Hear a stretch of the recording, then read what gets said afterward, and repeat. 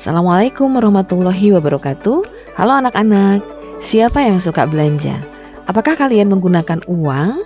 Kalau tidak pakai uang, apakah belanjaan kalian bisa kalian peroleh? Pada video kali ini, kita akan kupas tuntas apa itu uang. Uang adalah benda yang diterima masyarakat umum sebagai alat tukar dalam kegiatan ekonomi. Dalam ilmu ekonomi tradisional, uang berlaku didefinisikan sebagai alat tukar. Sedangkan dalam ilmu ekonomi modern, uang memiliki makna yang lebih luas. Uang diterima sebagai alat pembayaran transaksi jual beli atas barang dan jasa, serta kekayaan atau aset berharga lainnya, dan juga sebagai alat pembayaran utang. Secara garis besar, fungsi uang dibedakan menjadi dua, yakni fungsi asli dan fungsi turunan dari uang itu sendiri. Fungsi asli uang atau fungsi primer terbagi dua. Yang pertama, sebagai alat penukar atau medium of exchange. Uang digunakan sebagai alat untuk mempermudah pertukaran. Semenjak adanya uang, pertukaran dapat dilaksanakan setiap saat tanpa menunggu adanya kesamaan kehendak. Kedua, uang sebagai alat satuan hitung, a unit of account. Satuan hitung diperlukan untuk menentukan harga suatu barang.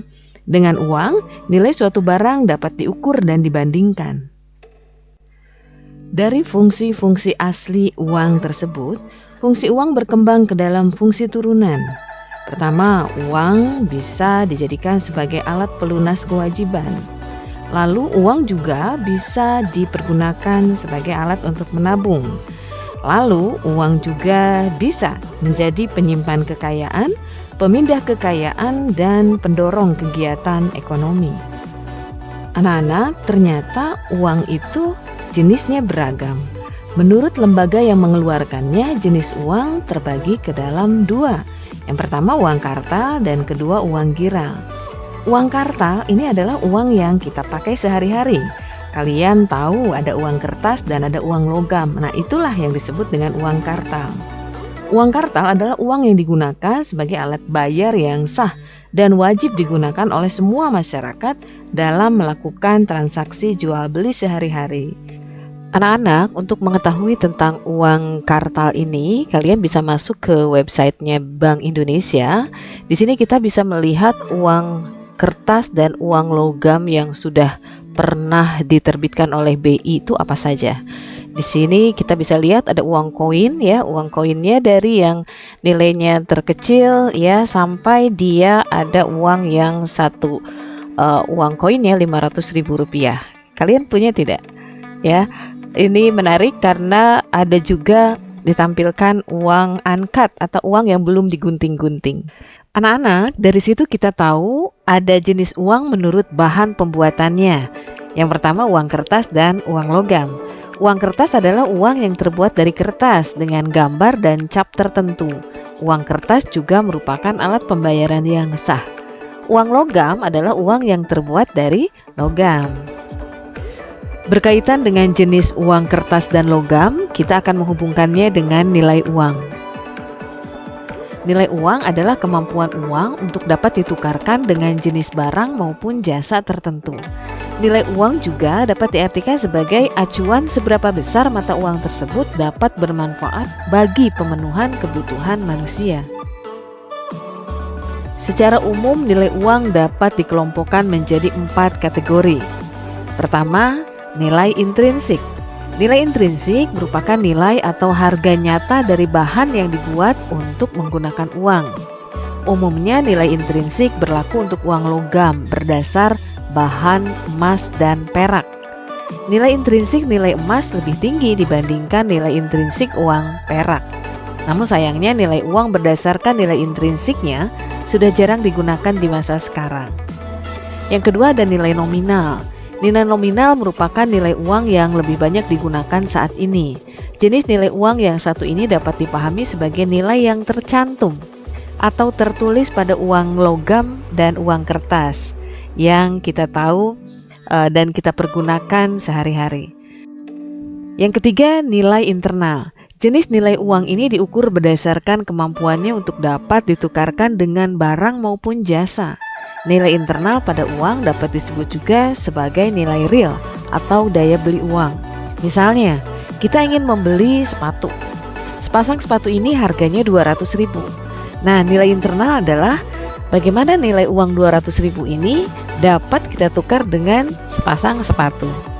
Yang keempat, nilai eksternal. Nilai eksternal ini merupakan jenis uang yang diukur berdasarkan kemampuan uang untuk ditukar dengan mata uang asing atau valuta asing. Contohnya, $1 Amerika hari ini berapa ya? Apakah 15.000 atau berapa? Nah, jika ditukar dengan rupiah, maka itulah yang disebut dengan nilai eksternal. Nah, anak-anak, jenis uang kartal sudah dibahas. Sekarang, apa itu uang giral? Uang giral adalah alat pembayaran yang berbentuk surat-surat berharga atau surat-surat penting seperti cek, giro, wesel, kartu kredit, dan polis.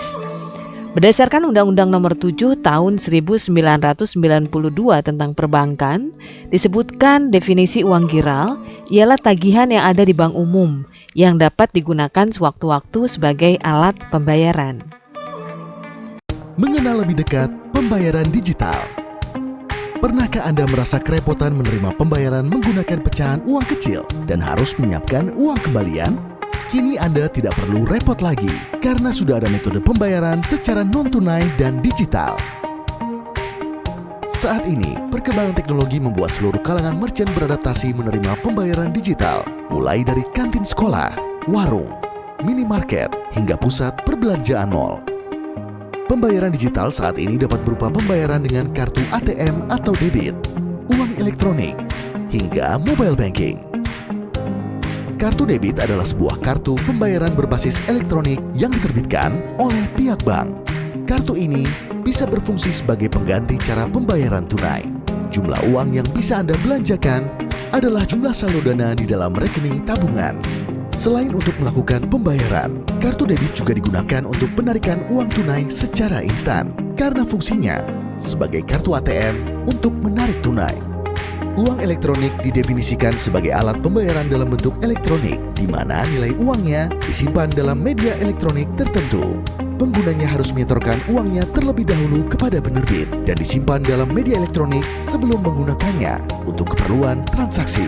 Ketika digunakan, nilai uang elektronik yang tersimpan dalam media elektronik akan berkurang sebesar nilai transaksi dan setelahnya dapat mengisi kembali atau top up. Mobile banking adalah sebuah layanan yang disediakan oleh bank untuk melakukan berbagai transaksi perbankan melalui berbagai fitur yang ada dalam ponsel pintar. Layanan mobile banking meliputi cek saldo, transfer uang, mencetak mutasi rekening, melakukan cek dan pembayaran kartu kredit atau tagihan lainnya. Quick Response Code Indonesian Standard atau QRIS adalah penyatuan berbagai macam QR dari berbagai penyelenggara jasa sistem pembayaran atau PJSP menggunakan QR Code. QRIS bukanlah aplikasi baru, melainkan sebuah standar QR Code yang diwajibkan bagi seluruh PJSP yang menggunakan QRIS. Tidak hanya mengikuti zaman, pembayaran digital juga mempunyai banyak manfaat, yaitu membangun kredit profile dengan mudah untuk kemudahan mendapatkan pinjaman. Transaksi dapat tercatat dan langsung masuk ke rekening. Penjualan tidak lagi perlu uang kembalian.